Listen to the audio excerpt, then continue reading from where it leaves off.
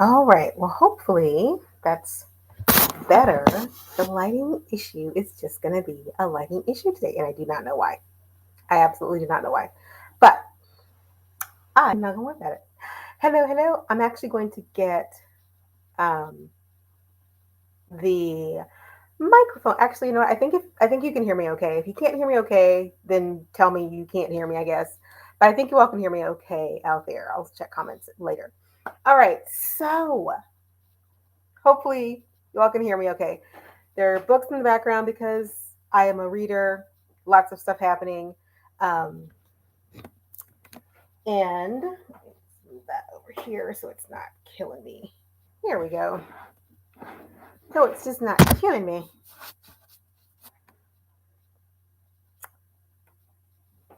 Make it soft. Making it soft. Okay, so what are we talking about today?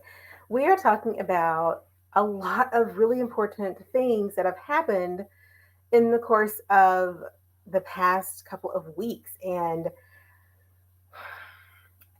as it pertains to the title of this video, I'm keeping it 100. This is about Black women. I'm talking to Black women out there, professional Black women who exist in professional spaces where their efforts and energies are oftentimes overlooked, co opted by others, taken advantage of, and the expectation that they will continue to hustle and grind for Black excellence or the bottom line of something that's 20 years away, but it's okay because you're going to get there eventually.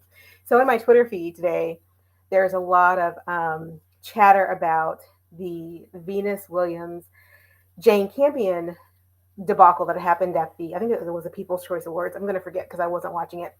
But on the heels of what's happening with Brittany Griner, which I'll talk about in a minute, and Naomi Osaka getting booed at Indian Wells, there's no shortage of signs and signals and like universal knocks on the head that the thing that we hustle and grind for and the positions that we scrape to have to get ourselves into are so unceremoniously yanked away from us by people who are not well meaning, who in fact want to see if they can take us down a notch. And so you have to start to ask yourself, if you're in the position where you are hustling and grinding in a profession that you've dedicated time, effort, energy, education, money to, and you find yourself more often than not having to justify your existence for even being in it, or if it's not giving back to you the level of love that you're giving to it, it may be time to think about taking your hustle and grind and using it for your own best interest.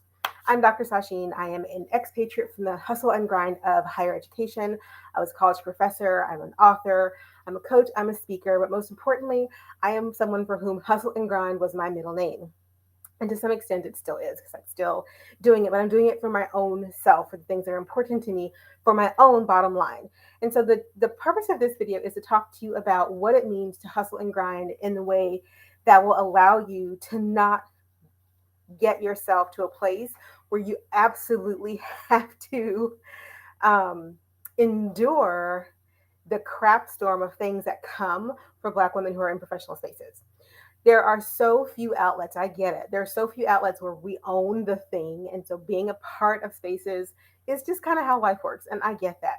But there comes a point in time when even the best of the best at something, Venus Williams, Serena Williams, Naomi Osaka, Brittany Griner, professional women all over this country, there comes a point where you have to ask yourself, how is it that I have hustled and I've ground myself to the point where I am at the top of this industry, the top of this field, the top of my game, and yet and still it appears that for all that I do, I am never going to be accepted as enough, and I'm never going to be given the accolades that I deserve. So I'm going to continue to be undervalued, underappreciated, and minimized in such a way that I will not actually be able to use that thing to my advantage. So, when I was thinking about the Campion debacle, and some of the Twitter verse is really blowing up about, oh look, they danced together, everything was fine, Venus was fine.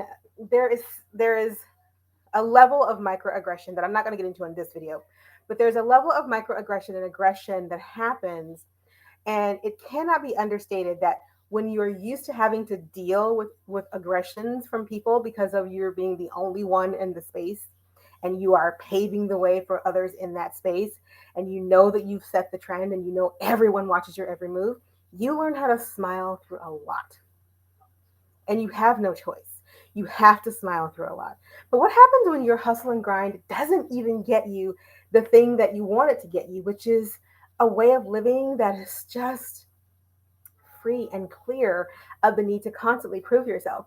And this is where Brittany Griner and Naomi Osaka come in. Let's start with Brittany. So Brittany's a basketball player. If you don't know, if you haven't been keeping up, is a basketball player who plays the Indiana, the WNBA Indiana team, and she also, in the off season of the WNBA, plays for a team. I believe I don't know if they're a team in Russia or if she just plays for if she just trains in Russia. But either way, she was in Russia, and she has been arrested for carrying, I believe, a small amount of vape oil, which is a no-no in Russia. So they arrested her. Now, mind you, Brittany Griner has played for Russia for years.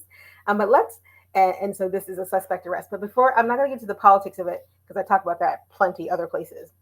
But let's really talk about what it means to have your, sorry, oh, there you go, have to have your profession that you've worked so hard for not even pay you a wage commiserate with the hustle and grind that you have to put into it, such that you get better pay to play in the Soviet country, to be exact, in Russia.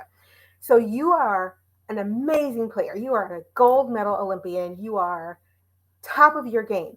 But your hustle here for your own country, for your own teams, doesn't pay you anything compared to the NBA players, which are making a bank, right? WNBA players do not make bank. And so you have to go and you have to find a way to make the life that you want to have happen. That isn't to say there's anything wrong with the hustle and the grind. Oh, wait, yes, it is. Because here's the thing: in order to make a life, the kind of life that is afforded to other people, Black women historically have to do above and beyond and put themselves further and further out on the limb to get even a taste of the fruit. And so, what I'm asking you today to think about is, what is it and why is it that we continually put ourselves out on the limb, the far out limb, and expect and reach for a fruit instead of planting our own trees? Instead of planting our own trees. And so I am really, it saddens me that she had to go to Russia to play. Not that there's anything, well, Russia aside, there's nothing wrong with players from one country playing in other countries. I'm all for international sporting, trading, whatever. Go where you got to go to to make yourself happy.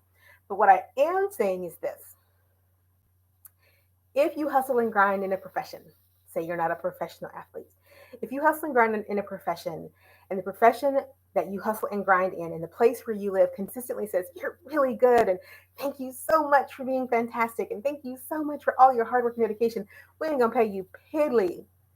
Not gonna pay you piddly. You gotta go find yourself someplace else to actually make some bank.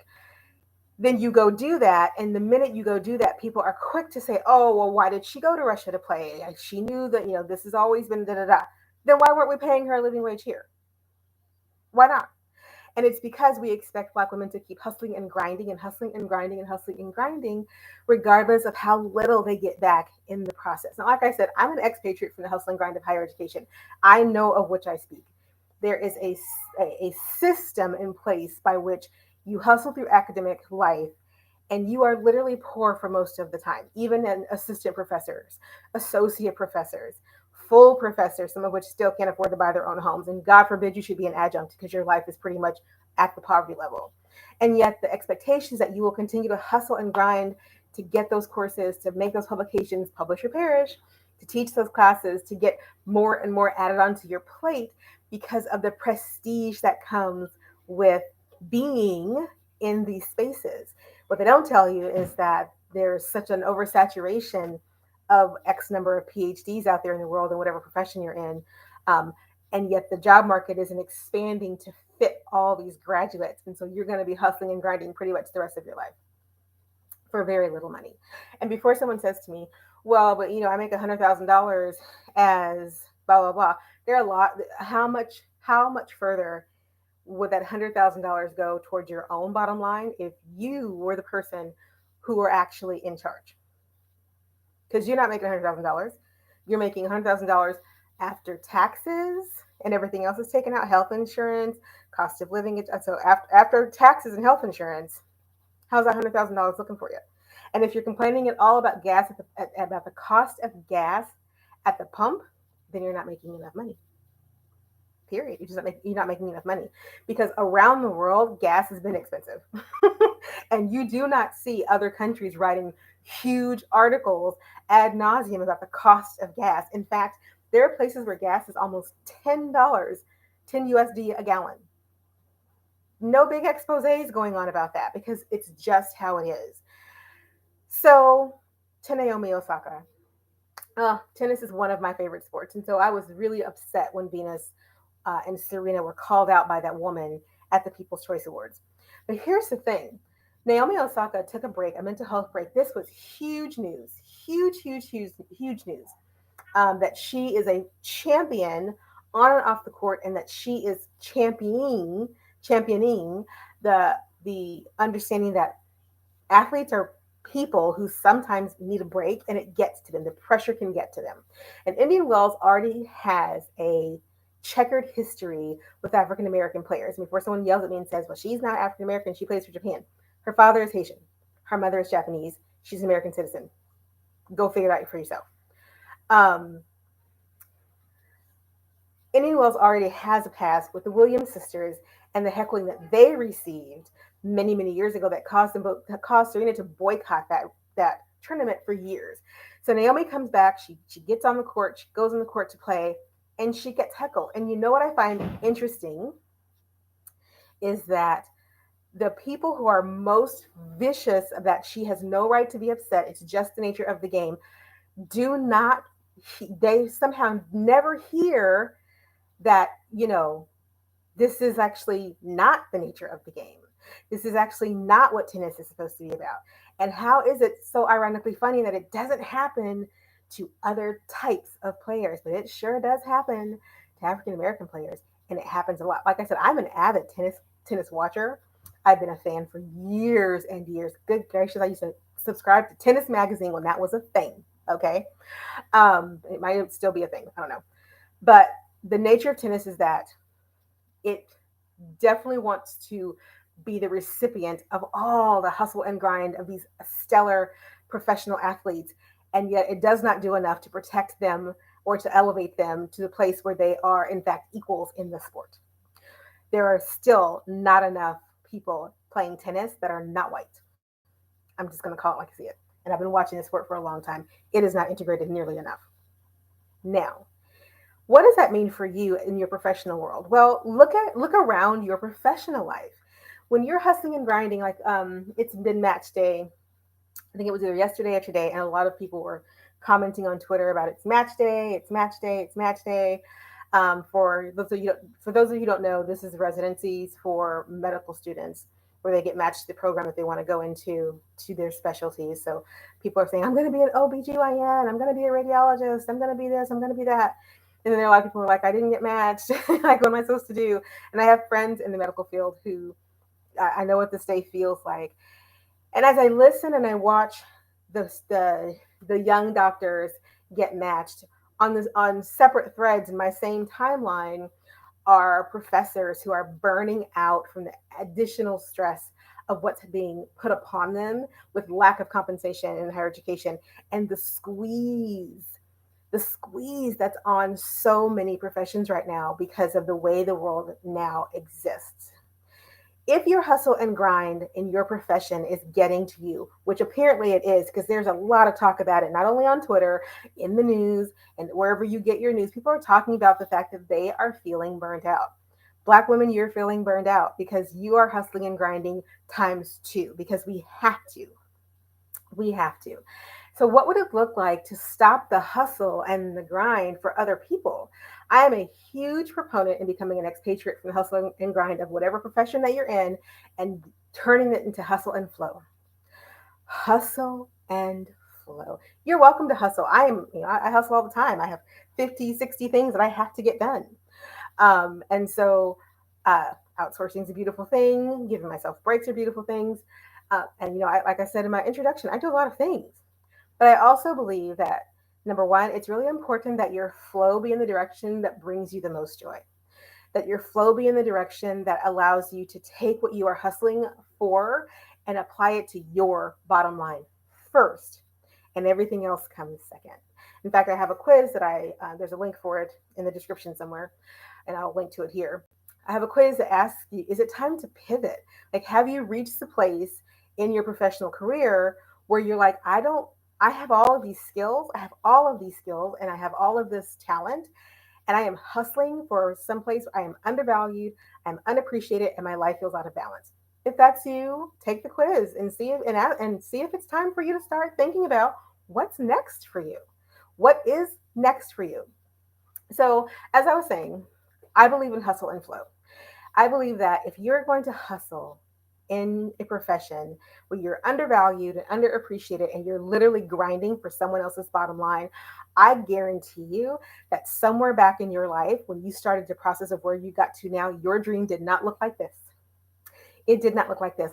When I first decided to go back to graduate school, I had this wild idea in my head of the kind of writer I wanted to be. But I also love to study. And so graduate school seemed just like a natural progression of that.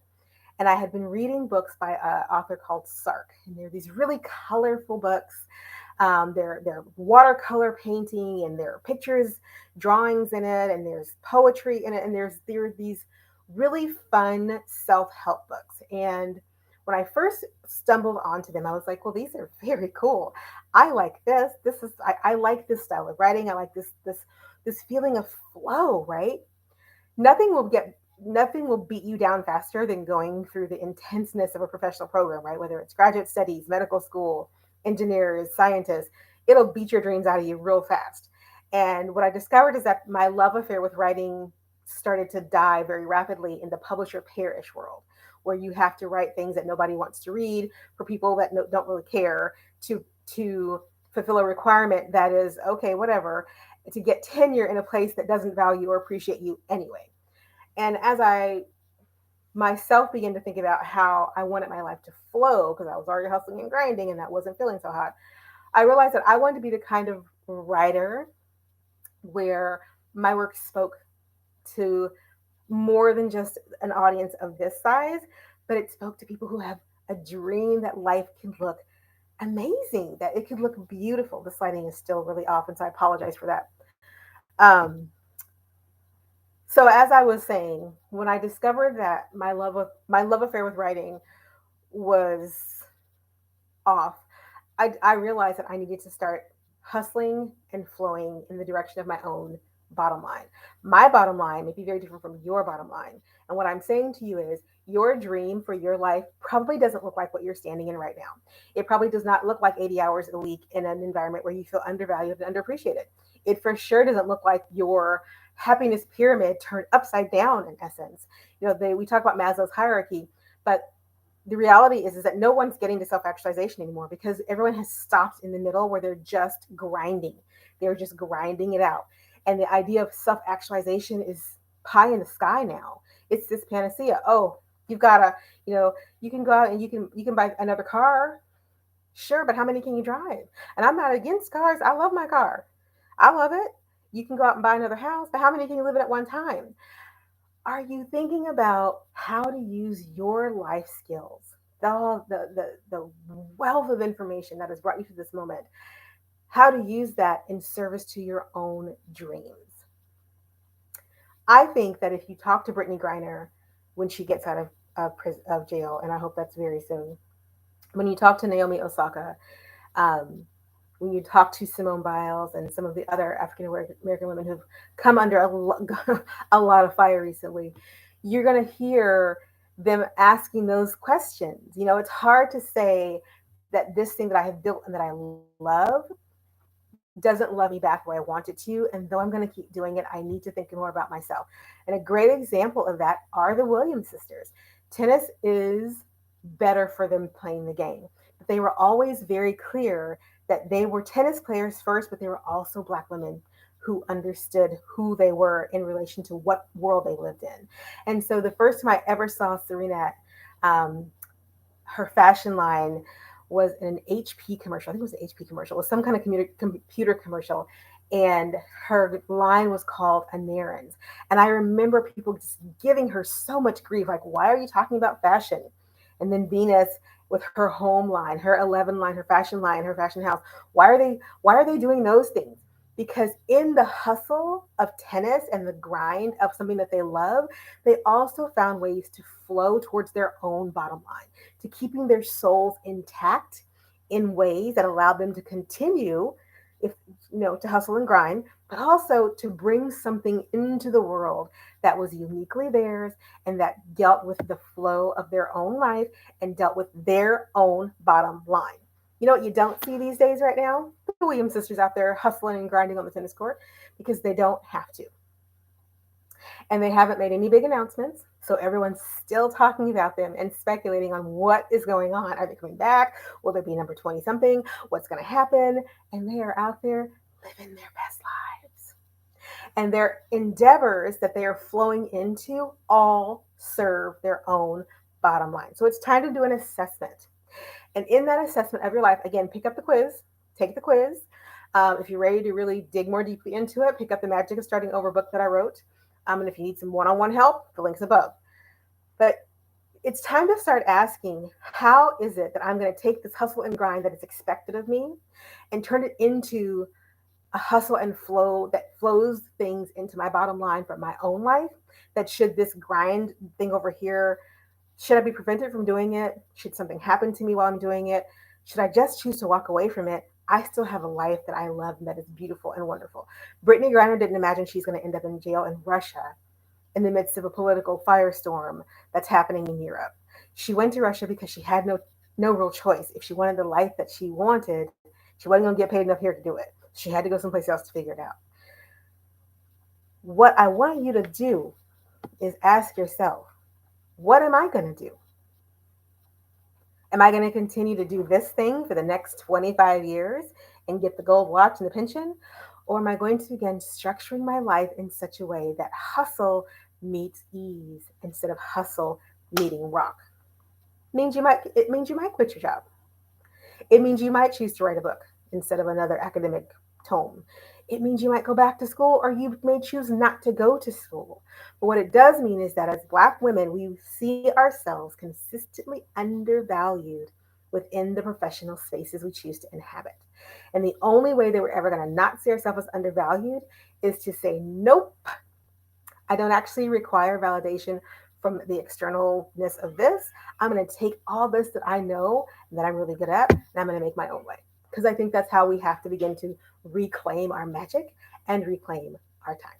That's it. All right. It's almost 30 minutes. I want to keep it at 20, so it's not too bad. Thanks for tuning in. Please leave a comment, like, subscribe to the channel, and share this message to another Black woman who needs to hear it. Thanks, everyone. Bye.